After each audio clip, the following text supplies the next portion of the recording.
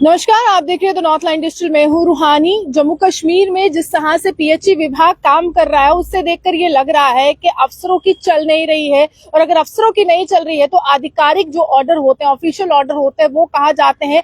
कहा सुनी पर इनको कहा जाता है कि देखिए आप ऐसा काम कर दीजिए, वैसा काम कर दीजिए, और उसके बाद जो है ये परेशान हो जाते हैं। क्या है पूरा मामला? रवि हंस जी, होशियार जी, ताज जी मेरे साथ हैं, इनसे जानते हैं, क्योंकि एक बार फिर से मुसीबत के बादल आपके ऊपर छाने वाले हैं और एक बार फिर से जो रेगुलाइजेशन या पेंडिंग वेजेस की आप डिमांड या मांग कर रहे थे उसको लेकर प्रशासन संजीदगी नहीं दिखा रहा है। रवि जी, क्या मामला क्या है? क्यों आप जम्मू म्युनिसिपल कॉर्पोरेशन पहुंचे? मैम, सबसे पहले आपके चैनल का बहुत बहुत धन्यवाद।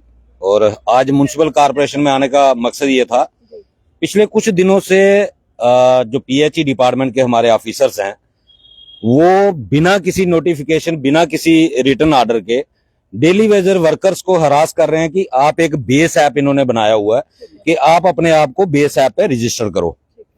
जो बेस ऐप इन्होंने बनाया हुआ है, जब वो गूगल से डाउनलोड करने की हम कोशिश करते हैं तो प्ले स्टोर पे वो है ही नहीं। जब इन्होंने जो लिंक शेयर किया है, जब हम उस लिंक को ओपन करके रजिस्टर करने की कोशिश करते हैं तो सबसे पहले गूगल नोटिफिकेशन देना शुरू कर देता है कि मे बी ये हार्मफुल है आपके डिवाइस के लिए। तो जो हार्मफुल ऐप है, एपीके फाइल है, ये एपीके फाइल कोई भी डाउनलोड नहीं करता और उसकी कोई गूगल से रजिस्टर्ड नहीं होती है। तो सबसे पहले तो क्वेश्चन मार्क यहीं पे है कि अगर मिस हैपनिंग कोई होती है, किसी वर्कर का अकाउंट हैक हो जाता है, किसी के पर्सनल डिटेल्स जो है वो लीक हो जाता है, तो उसके लिए कौन सा रिस्पॉन्सिबल है?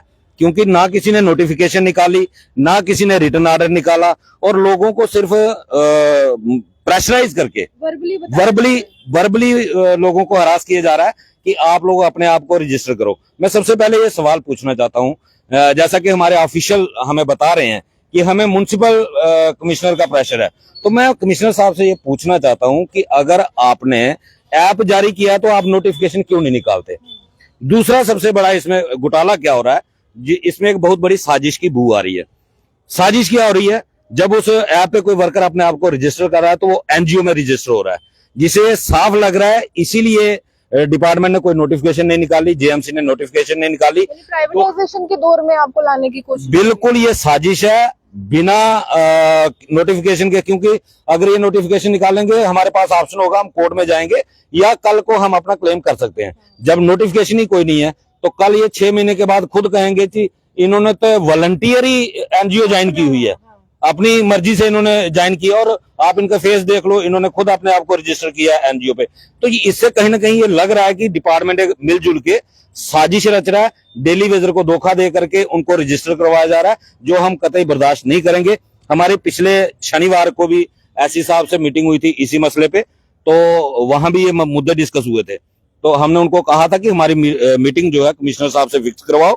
हम ये सवाल उनसे रखना चाहते हैं। और दूसरा हम ये पूछना चाहते हैं कि अगर किसी का कोई अकाउंट हैक हो जाता है या डाटा लीक होता है, कौन ऑफिसर जो है उसकी रिस्पॉन्सिबिलिटी लेगा?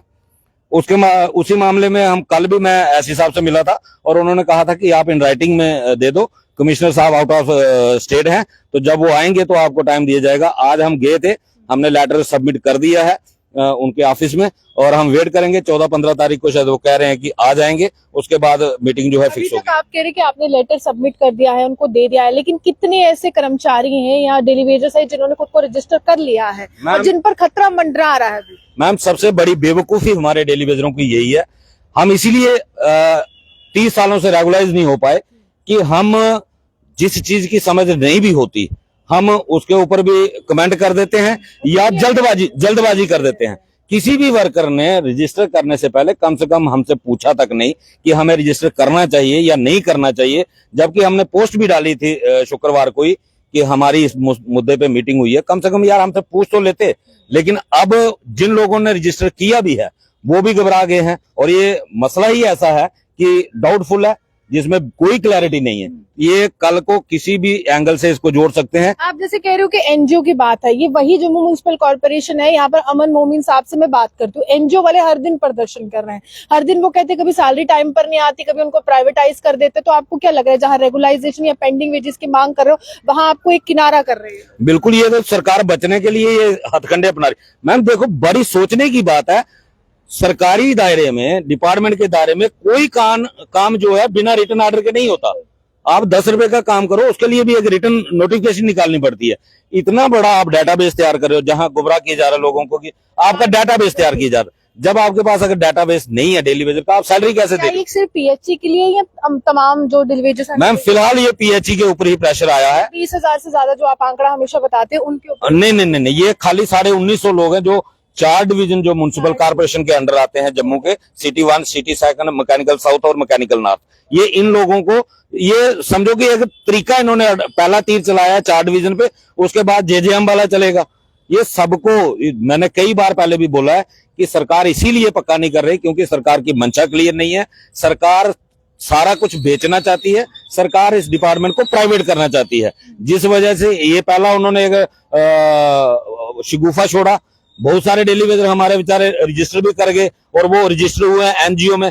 कल यही ना कोई कोर्ट में क्लेम करवाएगा, जब तक नोटिफिकेशन नहीं होगी तब तक हम कोर्ट में भी क्लेम नहीं कर सकते कि हम गवर्नमेंट के एम्प्लॉइज थे, हमें किस भी हाथ पे आपने एनजीओ रजिस्टर किया, क्योंकि ये साफ बच जाएंगे। ये बोलेंगे हमने तो बोला नहीं, हमने नोटिफिकेशन नहीं निकाली, डेली वेजर ने खुद अपने आप को वॉलंटियरी जो है वो रजिस्टर किया है। तो मैं डेली वेजरों से भी ये कहना चाहता हूँ, 1 महीना अगर सैलरी नहीं मिलेगी तो मर नहीं जाओगे आप। अगर 71 महीने की पेंडिंग है, 1 महीने से कुछ नहीं होगा।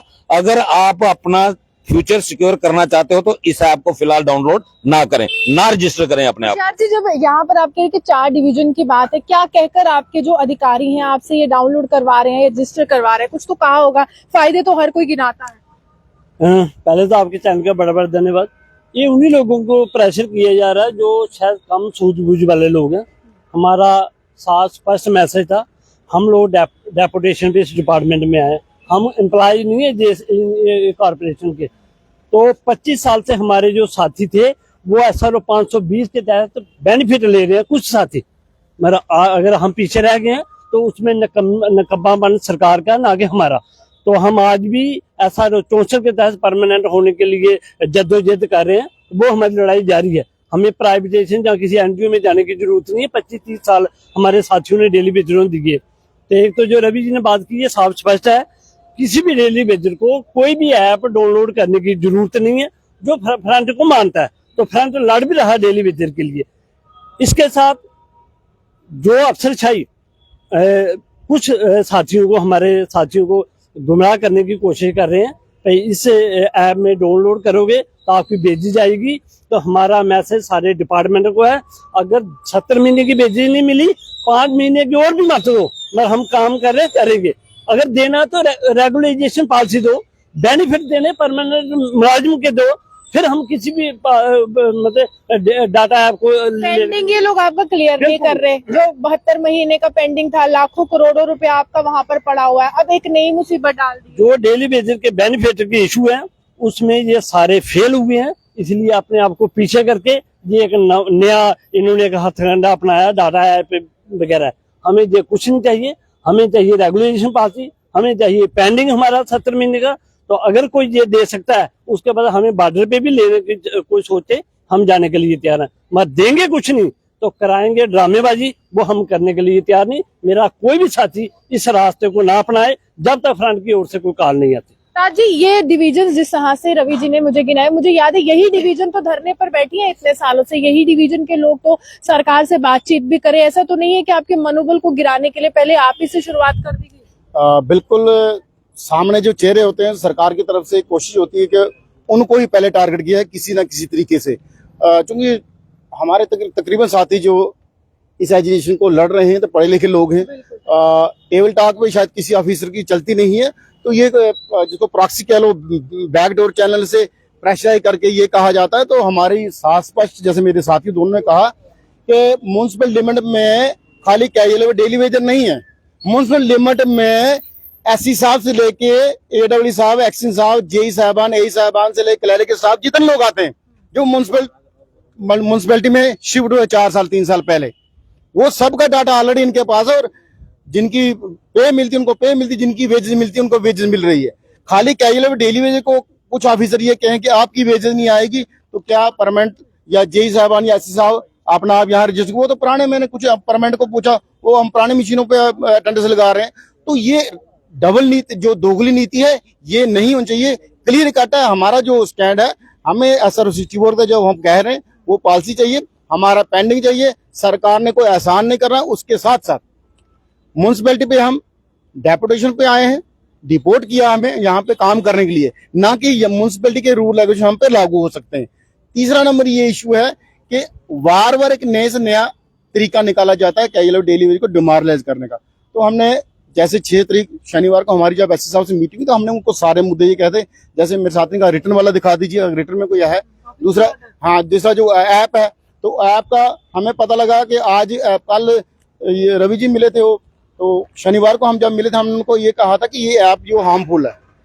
तो आज सुनने में आया कि उस ऐप पे वो एनजीओ का टैग हटा दिया, पीएचई लगा, मतलब किसी ना किसी तरीके से। तो इसीलिए हम ये जो हमारे टॉप इस टाइम बॉस हैं 4 डिवीजन के, एससी साहब के बाद कमिश्नर साहब है, तो हम उनको अपनी तरफ से लेटर दे के आएंगे। हम उनसे मीटिंग करना चाहते हैं। अपनी ग्रीवेंस जो हमने शनिवार को पोस्ट डाली थी रवि जी ने, कि हम अपने ग्रीवेंस जो है, जो हमारी डिफिकल्टीज है, हम वो शो आपके सामने करना चाहते हैं, ना कि हमें नया प्रताड़ित करने का तरीका बताया जाए।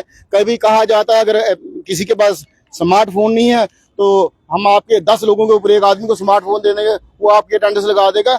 वही जेई साहबान के पास एक स्टेशन, जिसको एक ट्यूबवेल कहते हैं, एक ट्यूबवेल से कितने लोग काम करते हैं, कौन सी शिफ्ट में काम करते हैं, ये जेई साहब के पास पूरा डाटा है।